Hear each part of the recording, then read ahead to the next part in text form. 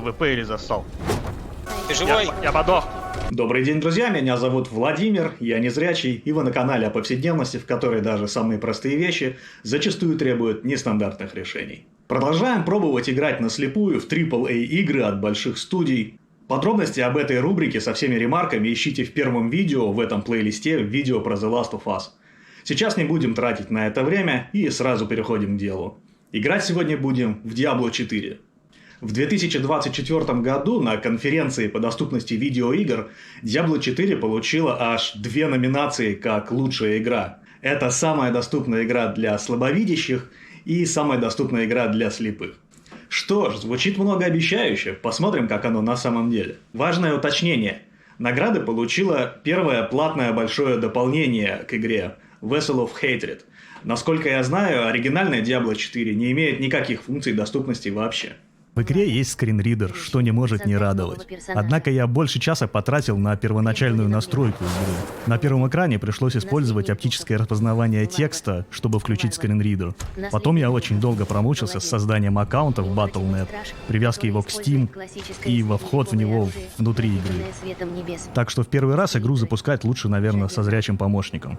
Но потом все заработало отлично, пункты меню читаются, игра подсказывает, какие кнопки нужно нажимать, так что можно создавать персонажа и вперед. Выбираем класс. Наследник духов, варвар, волшебник. Выбираем телосложение, а не пол. Выберите женское телосложение слева или мужское телосложение справа. Мужское телосложение. Женское телосложение. Настраиваем внешность.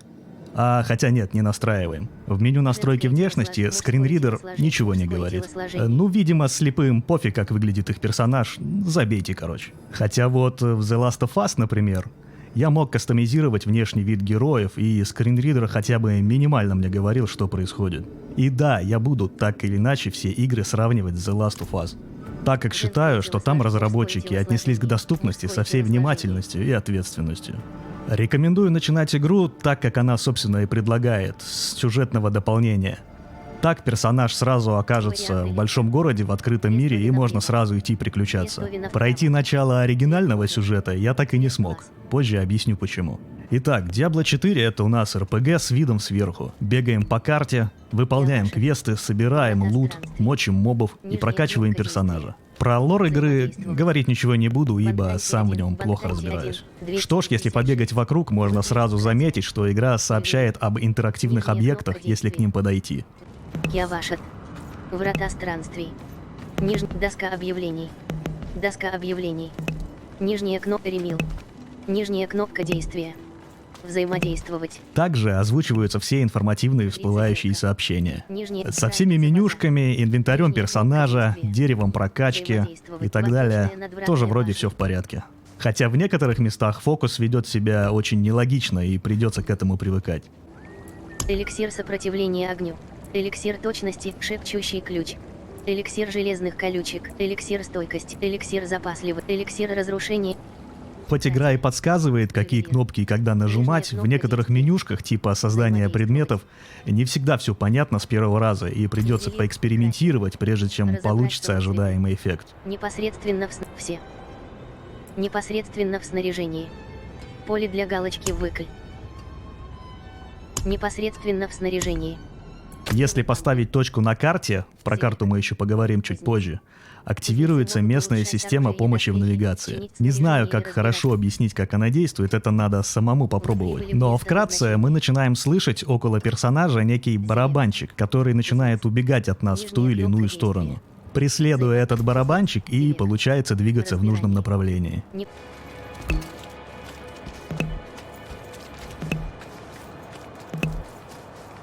Барабанчик доводит не вплотную до цели, привет, The Last of Us, а до определенной области, где эта цель находится. Можно сразу наткнуться на нужную цель, NPC там или подземелье, а можно десятки минут прокружить по местности и так и не найти искомое. Вы прибыли в место назначения. Да где? Ослепительная белизна. Проток мародер из Пара слов по поводу боевки. Здесь все просто. Врагов отлично слышно, Игра сама выбирает цель, да и мобы зачастую просто толпой прут на героя, так что жми нужные кнопочки, и все будет в порядке. Действительно, проблемы могут возникнуть только с некоторыми боссами, которым нужен особый подход. Мед на зуб. Мед на зуб. Так, а почему у меня здесь персонаж стоит и ничего не делает? А, у меня батарейки в геймпаде сели, лол. Теперь взглянем на карту. В принципе, ей можно пользоваться. Когда наводишь на поселение или точку интереса, скринридер зачитывает название и подробную информацию. Можно поставить отметку на интересующем объекте, и барабанчик будет вести туда. Но при работе с картой нет какого-нибудь списка объектов, из которого можно было бы выбрать нужный, или иного способа перелистывать точки дискретно. Поэтому по карте приходится буквально шарить, пока под курсор не попадется нужное место. Поэтому приходится запоминать, в какой стороне находится то или иное поселение, и иногда очень долго его искать.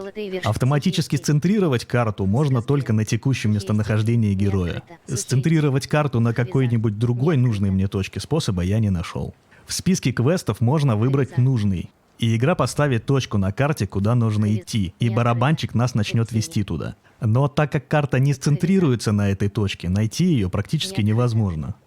Поэтому нельзя, например, телепортироваться в поселение поближе. И может так сложиться, что придется пилить за барабанчиком через пол карты, абсолютно не имея представления, сколько еще осталось идти.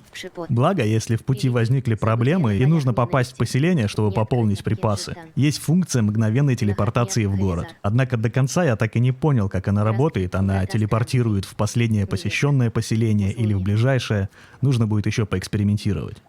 Что ж, перемещаться по миру и взаимодействовать с окружением вполне можно, за исключением некоторых проблем. Респект разработчикам. Пора спуститься в подземелье. Так. А где барабанчик? Действительно, а где барабанчик-то? А вы что, прикалываетесь? А нет его там, потому что функция помощи в навигации не работает в подземельях. Это прямо указано в настройках игры. Да, блин, в игре про подземелье нет помощи в навигации по подземельям. Может, звуковой дизайн окружения поможет ориентироваться? Нет, никак не поможет. На фоне играет ambient, звуки которого никак не связаны с окружением. И иногда даже путают. Какие-нибудь звуки факелов, например, встречаются крайне редко. И понять, идешь ли ты куда-то или уперся в стену, можно только по звуку шагов персонажа. Остается только вслепую тыкаться в разные стороны в надежде найти дорогу. И понимать, что ты пошел в нужную сторону по появляющимся противникам. Если в подземелье есть развилки, и ты пропустил нужный поворот, наслепую вернуться к той самой развилке очень нетривиальная задача.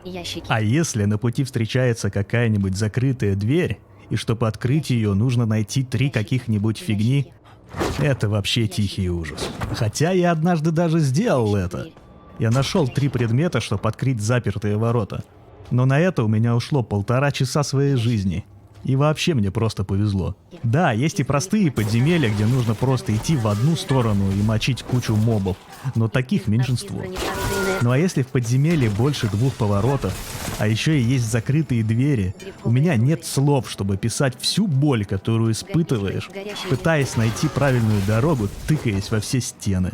Поэтому я и не смог пройти начало оригинального сюжета, потому что там практически сразу попадаешь в подземелье, где я тупо не смог найти дорогу, потратив на это несколько попыток и несколько часов своей жизни. А вот, кстати, я опять заблудился. Ну нахер.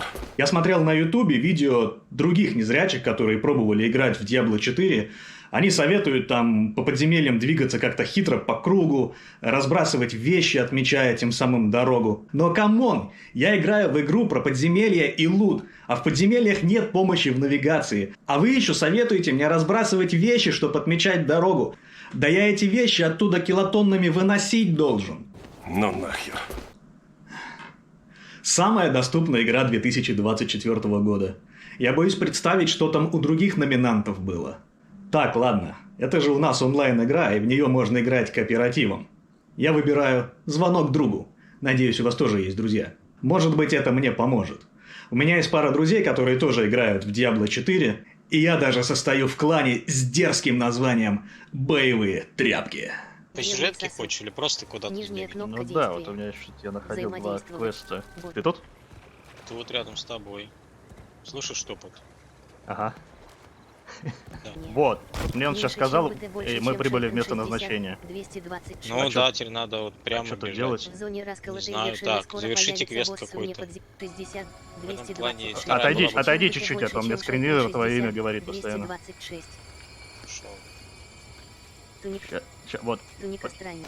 вот я нашел, броня была. Где тут есть? 226. Что-то нажать есть? Где тут кого найти? Не, я тут минус 40 бегал, вообще ни на что не натыкаешь. Меньше, чем бы ты больше, чем Кого не Шайтон вижу. 60, 226. Меньше, чем бы ты больше, чем Нормально, Шайтон если я даже с 60, тобой не могу 226. этот квест пройти, да?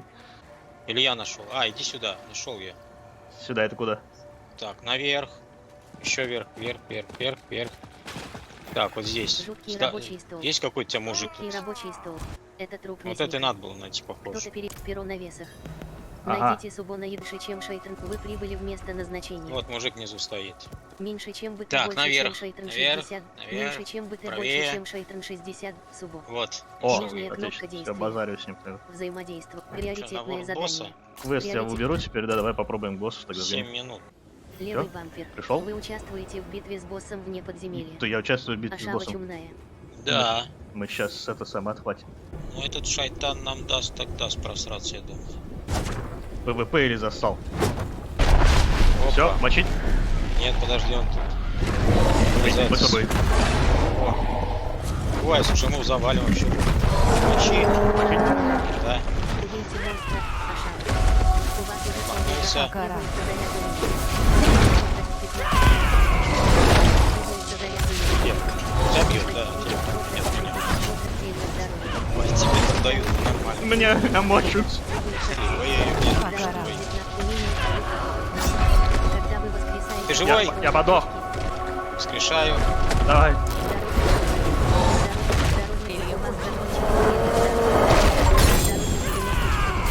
Ей! Все забили? Да. Мне ачивку дали, да. Прикольно было. Вниз и налево. Налево, вдоль стенки иди. Отлично, Прямо, сказал. прямо чеши. Вдоль стенки иди. Вот так иди, да. Ты никуда не идешь. Так, Вот, вот, нет, вот все. Вниз. Нет, нет, так, обратно, обратно. Куда? Так, блядь. Так. Вот ты как прямо стоишь, сейчас прямо джойстиком. Да как нажимаешь. куда прямо-то? Я ж Вперед не просто, вижу, нажми куда он джойстиком. прям. Да я могу нажимать вверх, вниз, влево или вправо. Я не знаю, что такое. Хорошо. Вперед, Вправо. вправо. Правая крепко Опять дом ступать. какой-то забирал, домушник. Подожди, ходи с могу. Меньше, чем бы ты больше, Налево чем Шайтон вниз 60. давай. Это подземелье, дойдем, думаю, да и Крадущийся хватит. хищник. Ну ладно, так, вниз, направо мочуся.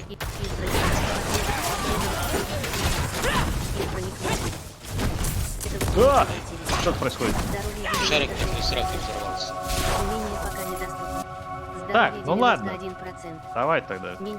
Что ж, каков вердикт? Сценарий для этого места я переписывал несколько раз, и при этом эмоции мои варьировались в очень широком диапазоне.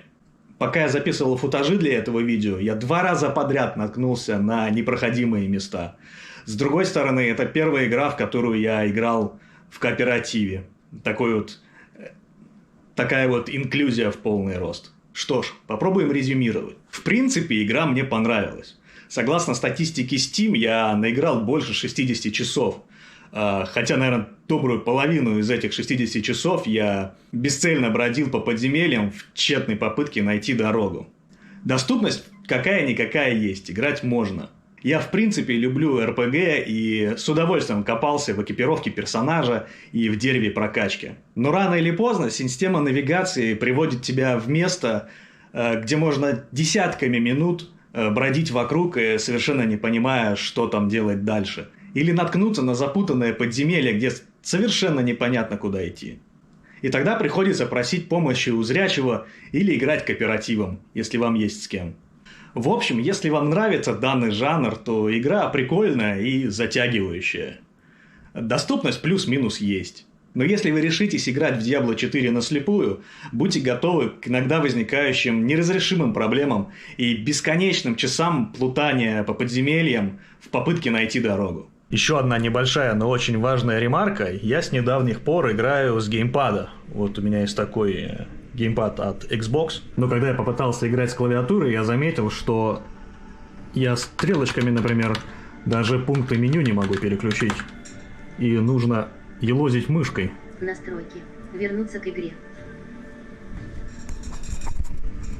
То есть, как так играть, в принципе, я даже не хочу задумываться. Так что, если вы ПК-боярин и адепт клавомыши, которыми я все время был до недавних пор, то я не знаю, как в Diablo 4 играть наслепую.